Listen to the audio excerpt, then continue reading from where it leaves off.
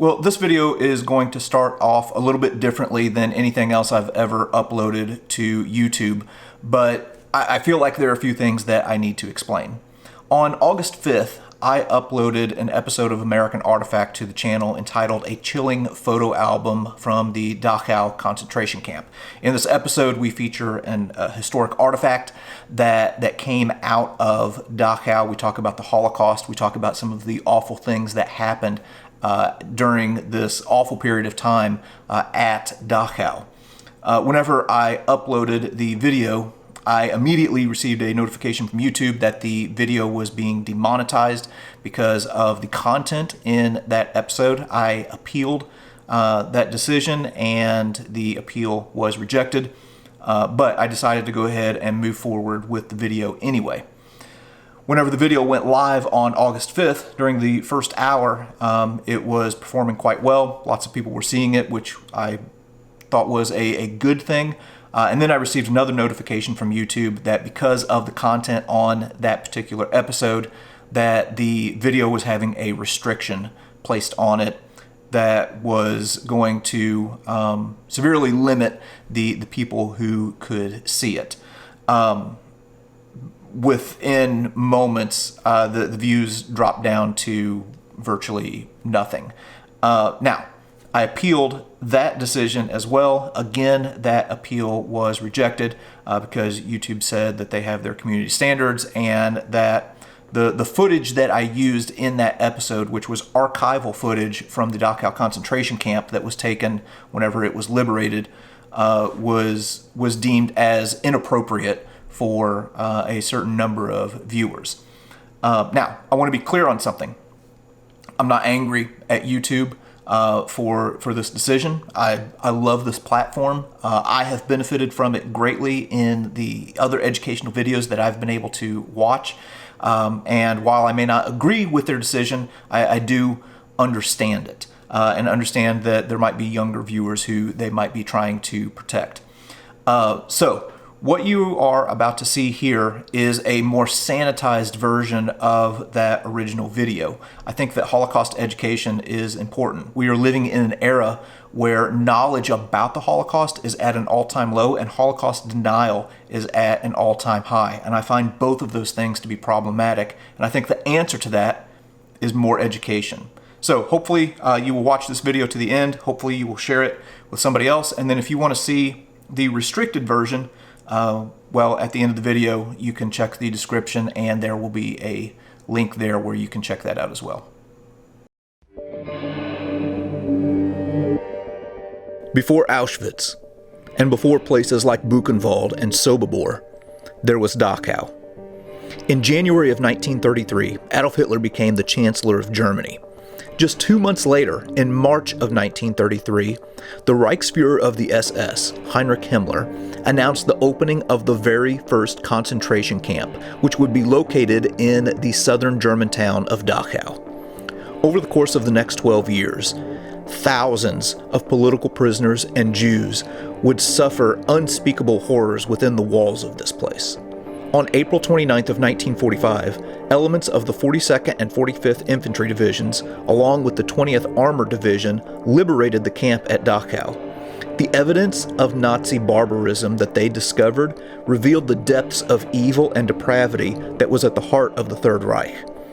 In addition to the emaciated bodies, the gas chambers, and the crematoriums that bore witness to these atrocities, the Nazis also left behind another piece of evidence of what happened at Dachau: a photo album.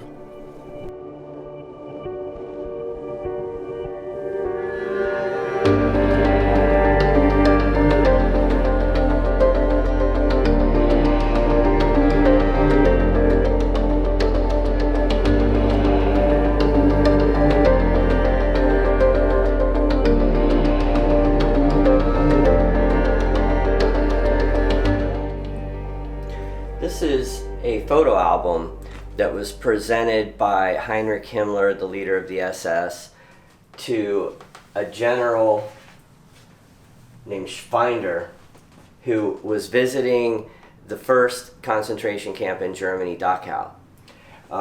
It is signed to General Schwinder by Himmler, Heinrich Himmler, and this is a true signature. He actually signed that with a fountain pen. And what was going on with this was Himmler had these made by his personal photographer. Here's his personal photographer's stamp right here. And he had several of them made in a smaller format. They were much smaller, and they had 12 photos. He had this one made for General Schweinder with 24 photos. And what was going on was Himmler was having a kind of an open house at Dachau for some of the military leaders. And you see a series of photos in here. He gave several of them to the entourage here, but there's only one that I know of that's in this bigger format. There's maybe 6 known of the smaller format versions with 12 photos. So you see Himmler here with some of the people that were visiting that day. This is 1939. This is right before they were getting ready to go to war. This is the fence here with the moat. And I always say the Germans thought of everything. If you're trying to escape, you got to run through this water, and then you have the electrified fence here, and the water will conduct the electricity better.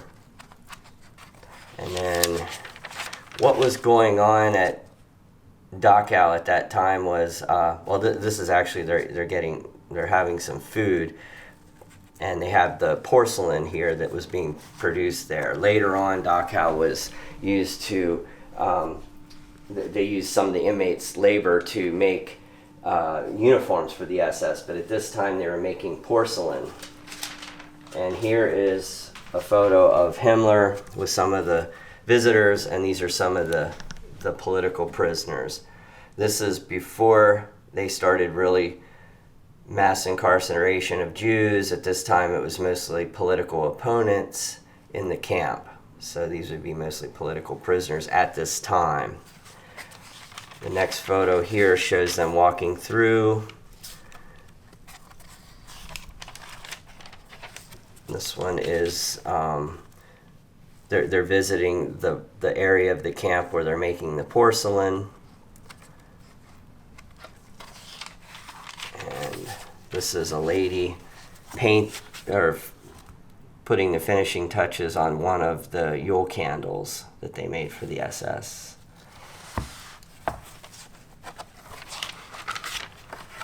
And this is, again, the porcelain factory that they had at Dachau. There's some of the standing bear porcelain that they made. And of course, that's Himmler checking her work.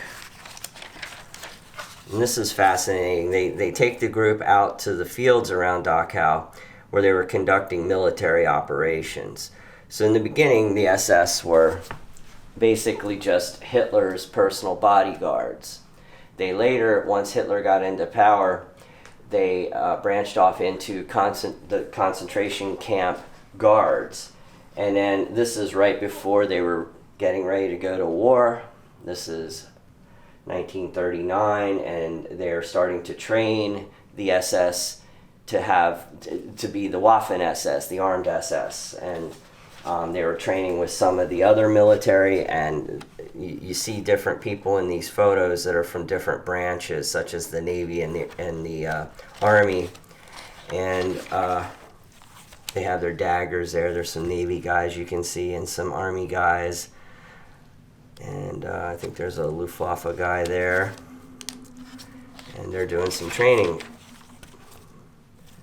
Again, they're doing military exercises, preparing for war.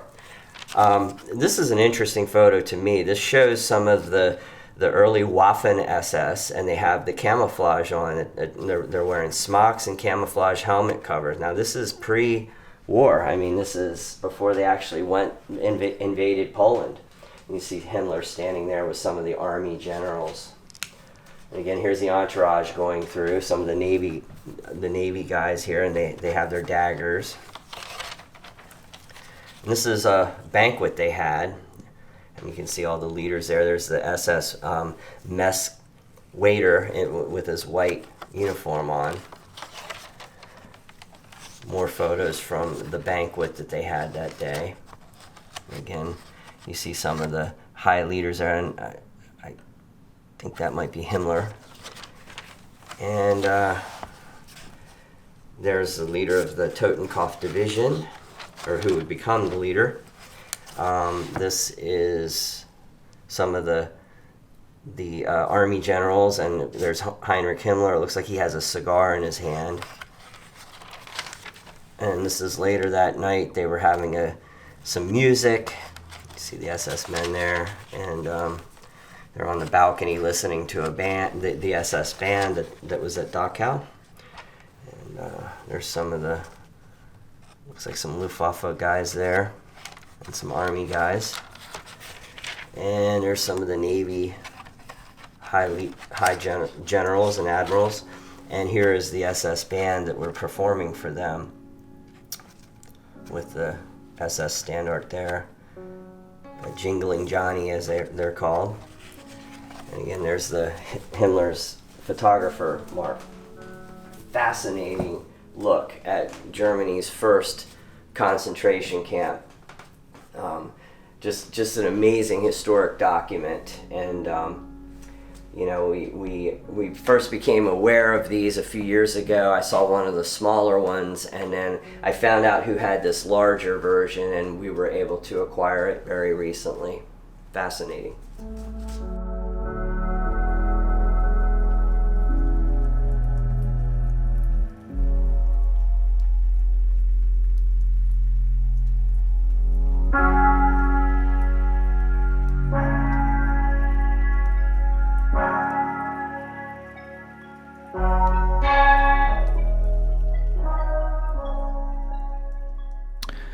I just want to flip back to a few pages in this album. Now, years ago, I had the opportunity to visit Dachau, so this is all very familiar to me. You know, looking at some of these images, these are things that I remember seeing whenever I was there, and I wanted to come back to these photos right here. This one in particular. Look at the lavish lifestyle that these people are living in the midst of all of the human suffering that is not only around them, but that they are directly responsible for. So whenever we are learning about history, we're learning not only what happened, but we're learning a little bit about human nature too. These are people who did these things. So whenever we are studying the Second World War, whenever we are studying the Third Reich, we're studying what people can be capable of. And these are warning signals from the past that we can heed right here in the present.